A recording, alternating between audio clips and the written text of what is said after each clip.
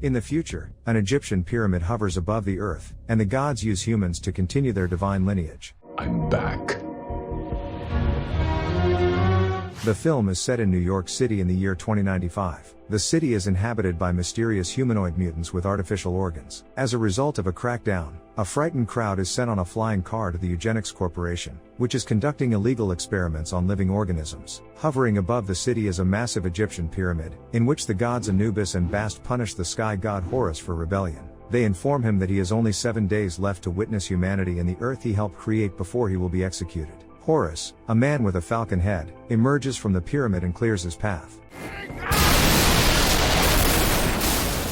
Transforming into a bird, Horus descends to Earth. Meanwhile, Senator Allgood, criticized for imposing a medical dictatorship over New York, prepares for elections. The residents are alarmed by the appearance of the pyramid, attributing it to his actions. However, experts conclude that the pyramid is an extraterrestrial phenomenon, much like the inclusion zone in Central Park, which serves as a gateway to parallel worlds. Several mysterious crimes occur in New York City. Officials assign Inspector Fruba to investigate, believing a serial killer is at large. However, it soon becomes clear that behind the brutal acts is Horus, selecting suitable bodies for a crucial mission. We shift to eugenics and encounter a pale girl with blue tears named Jill. She catches the attention of Dr. Elma Turner, who chooses her as a test subject. Terrified, Jill suffers from memory lapses, and Elma discovers that Jill is taking an unknown substance. Her organs are not in place, and her biological age is around 3 months. Elma proposes a comprehensive examination of Jill's unique organism, offering legal assistance in New York City in return. Jill then ventures into the inclusion zone, meeting her mentor John,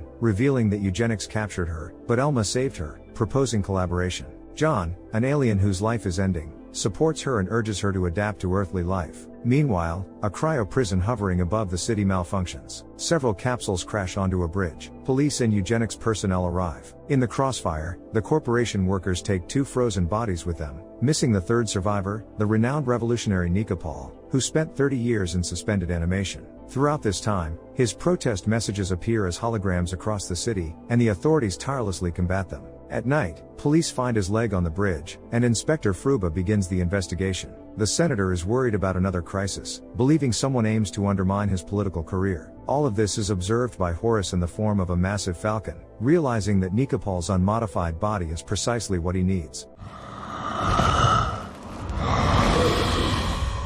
Gaining control over the wounded Naikap Paul's body, Horus moves him to a safe location and fashions a makeshift prosthesis from a piece of rail. The god explains that from now on, the man will serve him, as only his body won't reject his divine essence. Naikap Paul learns that he escaped from the prison a year earlier than his designated term and regrets the accident that cost him his leg. Horus welds an iron prosthesis onto Naikap Paul, but the man can barely take a step with it. Then, Horus inhabits Naikap Paul, guiding his actions, and even the prosthetic leg now functions properly. The god sends the man into the city, retaining a portion of his consciousness and will. Meanwhile, the senator discovers that the leg belongs to Naikap Paul. The sudden release of the revolutionary could hinder his election, as Naikap Paul is aware of his scandals and experiments with aliens. Naikap Paul becomes a target. Evading pursuers, he falls off a skyscraper, but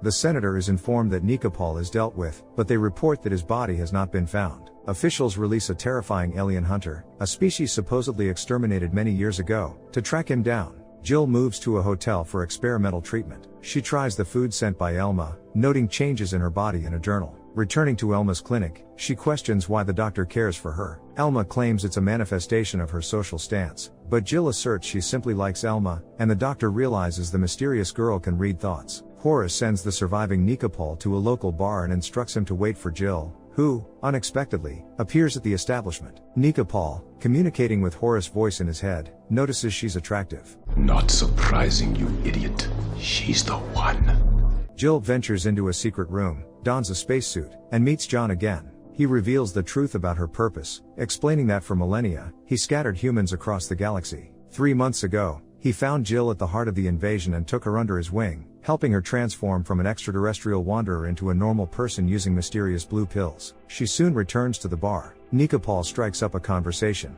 but Jill refuses to engage. Horus then takes control of the man's body, stating she must go with him. The girl unquestioningly submits to the god. They arrive at the hotel, and using Naikap Paul's body, Horus takes possession of Jill. That night, the hunter deals with a police officer tailing Naikap Paul, seizing his memory chip to learn the fugitive's whereabouts. The next morning, Jill wakes up alone, noticing several black feathers in bed but unable to remember the previous night. Suddenly, the hotel manager and a eugenics employee knock on her door, seemingly searching for Naikap Paul. After checking her documents and inspecting the room, disappointed that Naikap Paul is not there, they leave. Closing the door on the unwelcome guests, Jill sees a wall in her room vanish, revealing a door to the bathroom where Naikap Paul was hiding. Armed, she demands an explanation of what happened between them last night. Naikap Paul answers her questions, but suddenly, Horus silences him. Jill leaves, and Naikap Paul regains consciousness.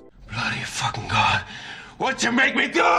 Some time later, Naikap Paul accuses Horus of taking advantage of Jill, but the god claims she agreed, stating that the gods have always been benevolent. However, Horus assures the man that next time, he won't be as rough with her. Confused, Naikap Paul doesn't understand what Horus means by the next time, but the god explains that they must engage in intimacy with Jill again. The man refuses and demands to leave his body alone, but Horus reminds him that without him, he won't even be able to walk properly. The god demonstrates the difficulty of the prosthetic and then hurls Naikap Paul into a wall. Naikap Paul realizes he has no choice. Meanwhile, Jill visits Elma's clinic and recounts her night with Naikap Paul. The doctor asks if she has had similar encounters before, but Jill seems oblivious to what exactly happened to her. Elma is convinced that Jill had relationships with men, but the memories vanish due to the blue pills she continues to take. The doctor also notices that Jill's organs are aligning correctly, and she is becoming more like an ordinary person. Senator Allgood is informed of Naikap Paul's last known whereabouts and with whom. Realizing that capturing him won't be easy, he and his associates intend to locate Jill. A eugenics employee reports that they have obtained Jill's blue tears, which will help the hunter find her easily.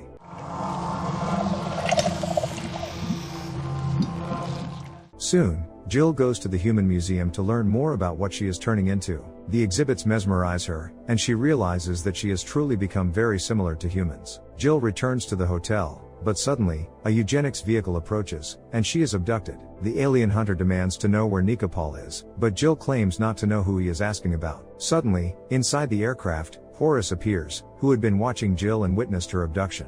Using laser beams from his eyes, Horus deals with the hunter, destroys the vehicle, and saves Jill. Horus returns Jill to the hotel, where Naikap Paul is already waiting for her. Together with Jill, Horus enters the bathroom and once again transforms the door into a wall. Concerned, Naikap Paul wants to know what happened. Horus emerges from the wall and explains that Jill experienced very unpleasant moments, so he erased them from her memory. The god claims that he and Naikap Paul must protect and love her, stating that she needs to be impregnated. The man is stunned by such a statement but realizes that resisting Horus's will is pointless. After some time, Jill comes out of the bathroom and unhappily notices that Naikap Paul is still there. He sees bruises on her face, but she claims to have memory gaps and assumes that Naikap Paul struck her. Then Jill asks why he spent 30 years in suspended animation. Naikap Paul is surprised and asks how she knows about it, but she admits she can read thoughts. She realizes that Naikap Paul took control of her, but he has no memories of it. Naikap Paul suggests spending another night together to figure things out, and Jill agrees. They start drinking and end up in bed, but suddenly, Jill is frightened by the coldness of Naikap Paul's iron leg. He apologizes for not warning her. He attempts to kiss Jill again, but she doesn't want to continue the intimacy.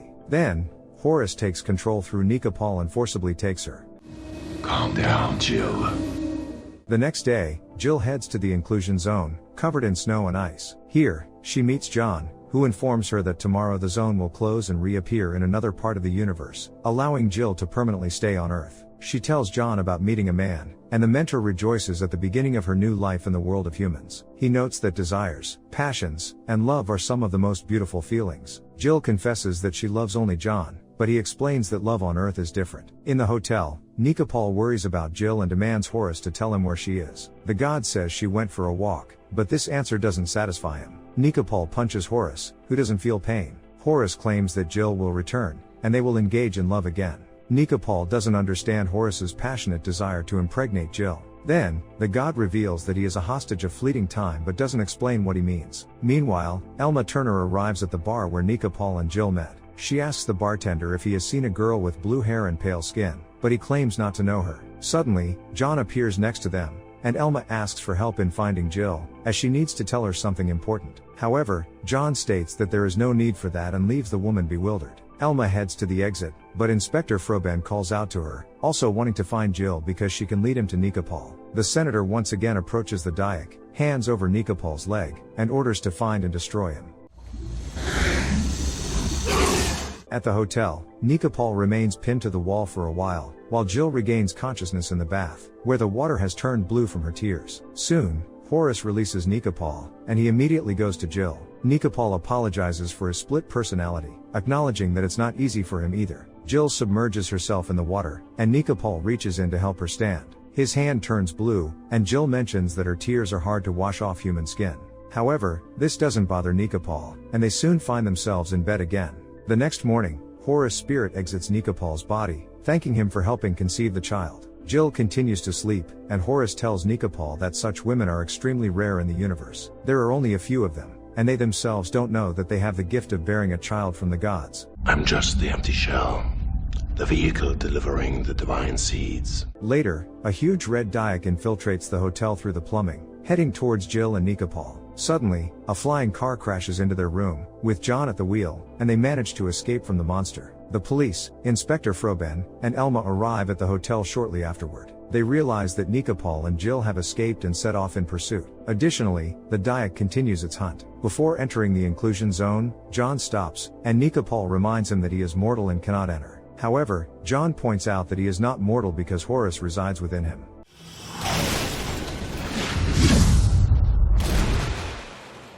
They shake off their pursuers, and John takes them to the heart of the inclusion zone. He then gives Jill a red pill that transforms her into a fully earthly woman, erasing her memory of the past, and then disappears forever. Meanwhile, the senator goes to the pyramid for negotiations with the gods. As he touches the structure, it suddenly sucks him inside and ejects him into the inclusion zone. In the zone, Naikap Paul watches the girl suffering when suddenly, behind him, the hunter appears. He calls upon Horus for help, and Horus immediately emerges from his body and destroys the monster. However, a moment later, Anubis and Bast inform Horus that his days are numbered. Horus asks the gods for a little more time and, as a token of gratitude, leaves a divine particle in Naikap Paul, helping him not feel the weight of the metallic leg. Horus returns to the pyramid, which, along with him, disappears from the view of the residents of New York City. Soon, Jill loses her memory and does not recognize Naikap Paul. After returning from the zone, he is arrested again since his imprisonment expires only a year later. A year later, the inclusion zone became open to the public.